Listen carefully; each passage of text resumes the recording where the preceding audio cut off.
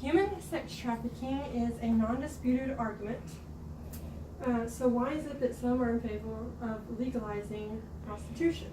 To me, it seems a bit hypocritical, kind of like boycotting a corrupt politician and then contributing to their campaign. Today, I'll pose a question. Should the U.S. government legalize prostitution? This is going to include information from articles written by Darren Geist and Sarah Glazer. And then also I had the privilege of interviewing Melissa Glenn, who is the chair for the Garland County Human Trafficking Task Force. We discussed the direct connection between prostitution and human trafficking, and I maintain the position that legalization of prostitution would only cause further risk or harm and enlarge and embolden the sex trafficking industry. So today we'll be discussing the correlation between sex trafficking and prostitution, examining some of the statistics that are associated with prostitutes and the lifestyle that they lead, and then mentioning briefly a couple of the alternative solutions that have been employed by a few other countries and the outcome. So first, let's begin by talking about the correlation between sex trafficking and prostitution. And first of all, I'd like to say that prostitution is directly related to sex trafficking, period. There's no way around that. There's currently no way to differentiate the women who have entered into that lifestyle voluntarily and then the women who have been coerced or forcibly integrated into the lifestyle of prostitution. After interviewing Melissa Glenn, who again is the chair for the Human Trafficking Task Force of Garland County, I gained some insight into the trafficking that exists right here in our local city and some of the efforts that they've taken to paralyze the individuals and entities that are involved in perpetrating such acts. The mission of this task force is to both equip and to train individuals and educate them on sex trafficking in our area and give them the tools that they need to combat sex trafficking as it pertains to their local demographic. This has included some training for local teachers in their staff training, as well as nurses over at hospitals and clinics. They've been able to do some training for them as part of their routine training. She also works closely with PATH, which stands for Partners Against Trafficking Humans, and then they get a lot of their intel from the Polaris Project. They have a really awesome website with amazing resources and links for education and as well as more statistics. I encourage y'all to go visit that website. It can be argued that most women who engage or in the act of prostitution do so because of coercion rather than personal choice. This brings me to my next point. Some of the statistics that are associated with the effects of prostitution and the lifestyle are coercion, a lot of times due to being trafficked by some the pimps. It starts out as boyfriends and then it turns into something bribery. Poverty is a factor. Drug addiction, often due to coercion, and then sometimes runaways, just ignorant or naive and then desperate to make money. So the effects, as in an article written by Sarah Glazer on decriminalizing prostitution, and then also on sexcrimeslaws.com, it states that less than 10% of women, if given the option, would choose to stay in that lifestyle. Less than 10% would voluntarily stay in that career choice.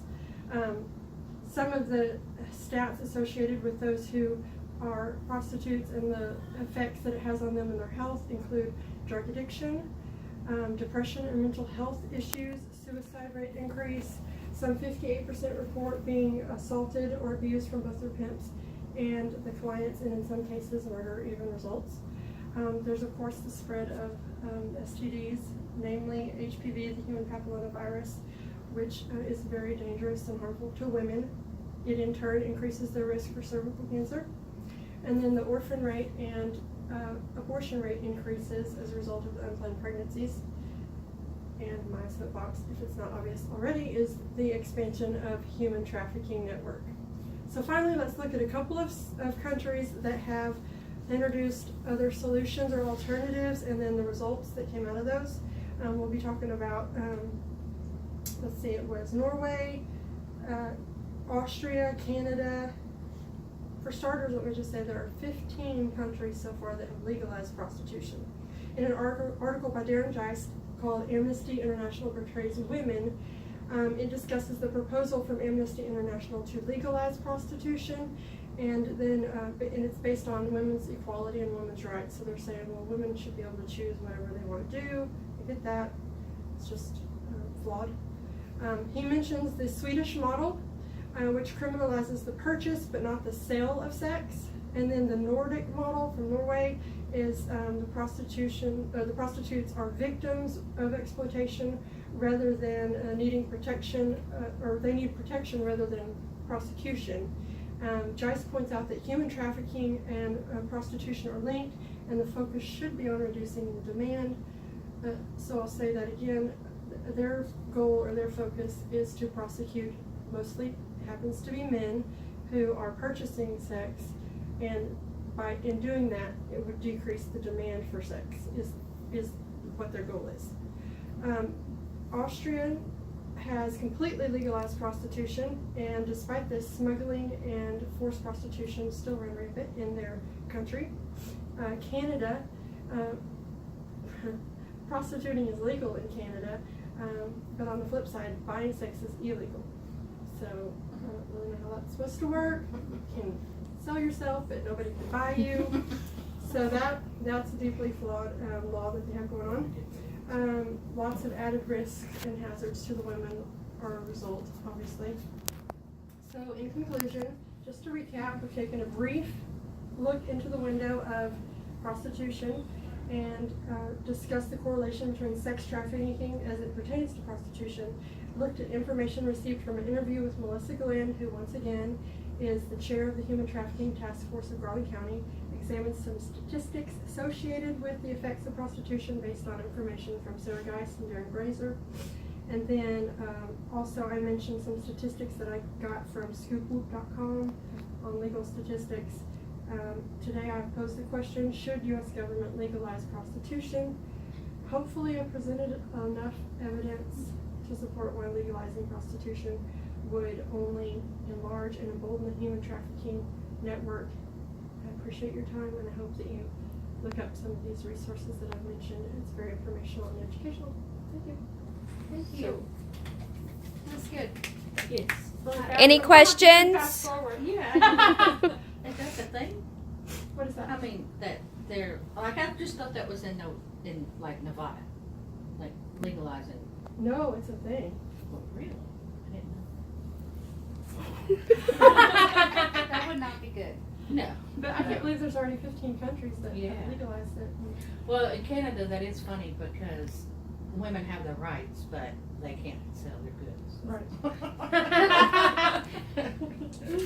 I always learn when I come in here. What was the last one?